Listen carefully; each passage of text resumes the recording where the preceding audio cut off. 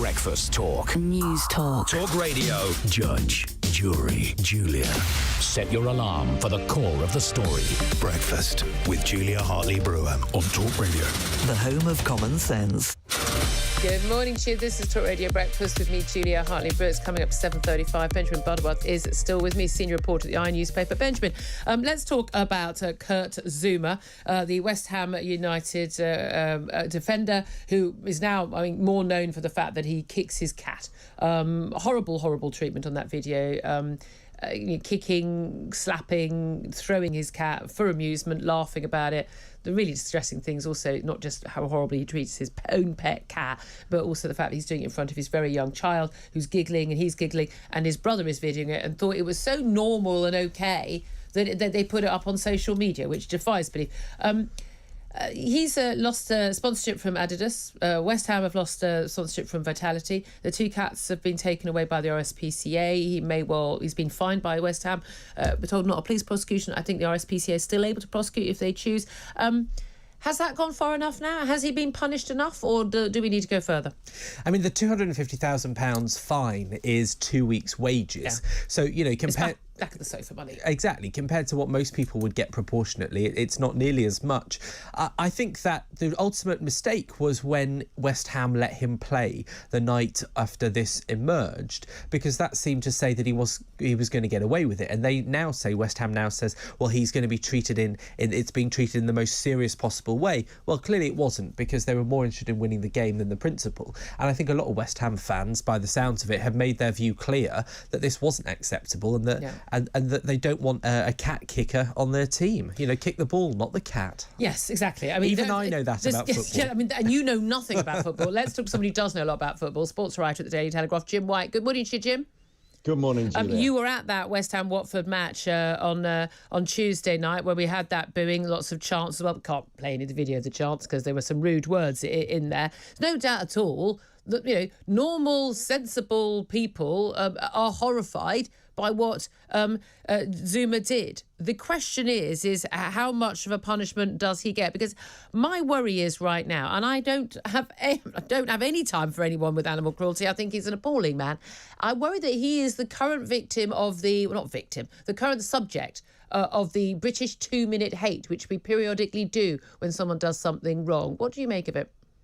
I think that's a very good way of putting it. He was definitely in the court of public opinion on Tuesday night. Benjamin's right. West Ham should have taken him out of the heat, but they didn't. He was there. The best chance, actually, Julia, which I can say on air, was when he himself got kicked, fell on the floor, and the entire Watford fans, as one, chanted, "Now you know how your cat feels." Brilliant.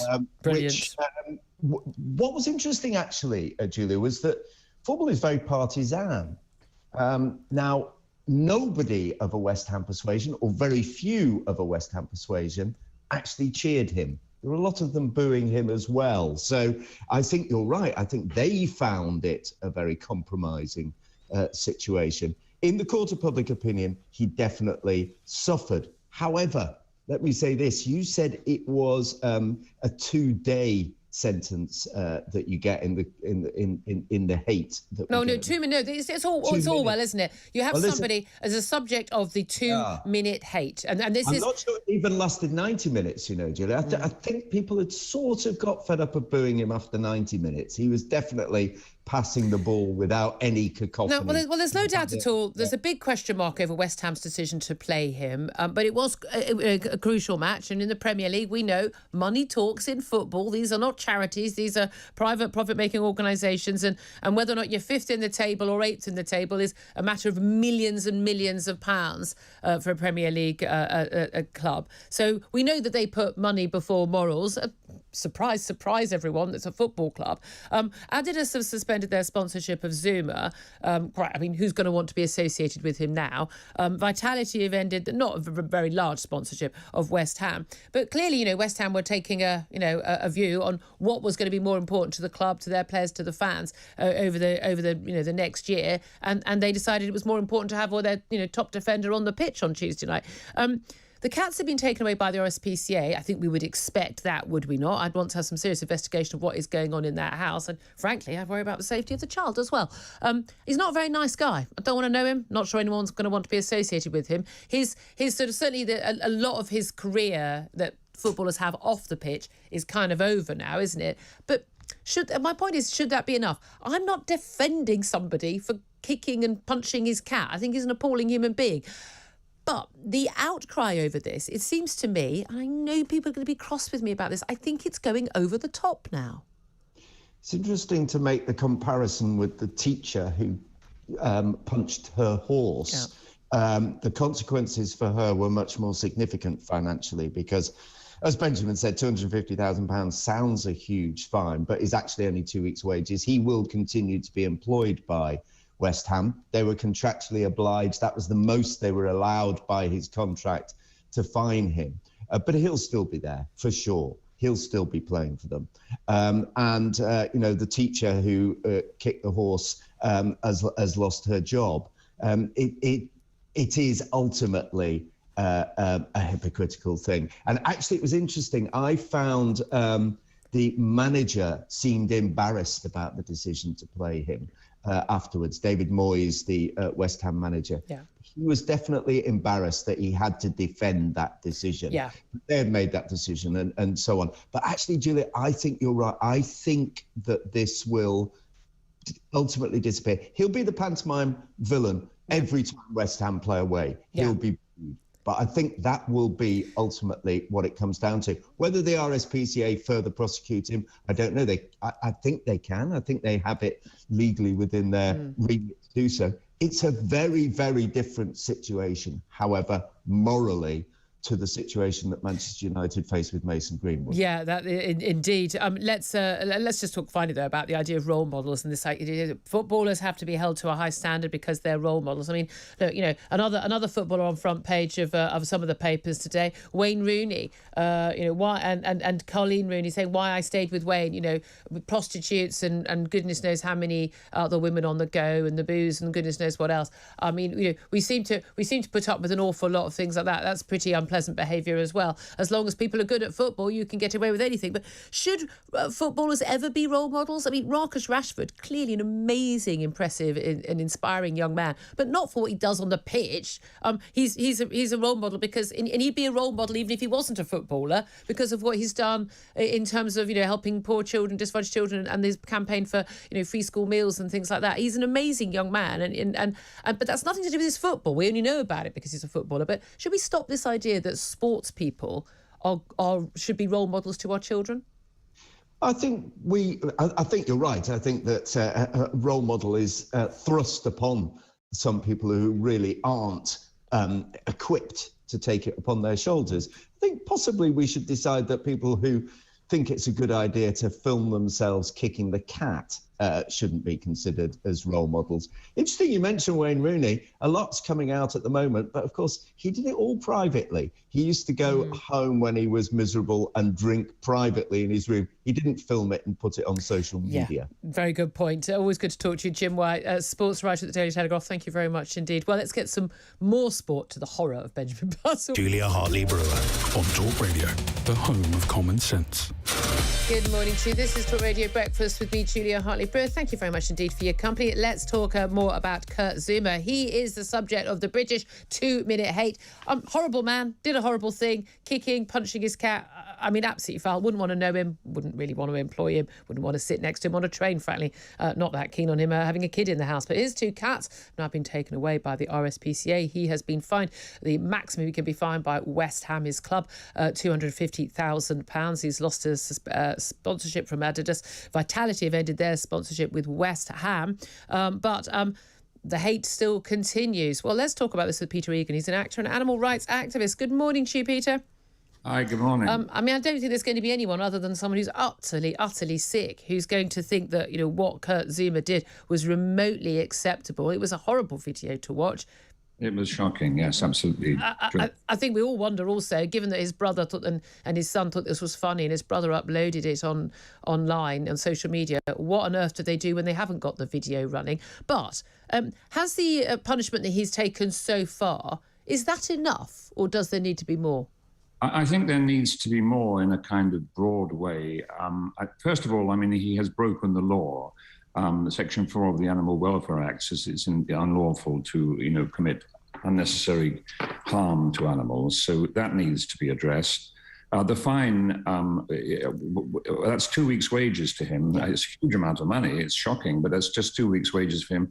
And is it a donation that he is making to charity, or is it a fine, and where is he taxed? So we don't really know what that means, if that really impacts at all as far as he is concerned.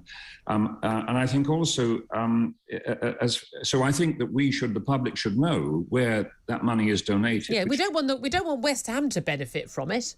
Exactly, absolutely. We want to know which charities, and of course, it should first and foremost go to cat charities, basically. I mean, the interesting thing is that Kurt Zouma is actually someone who works with an animal rights charity in France, where, of course, he was originally from, which I think a lot of us are quite surprised by, given his treatment of his own pet cat.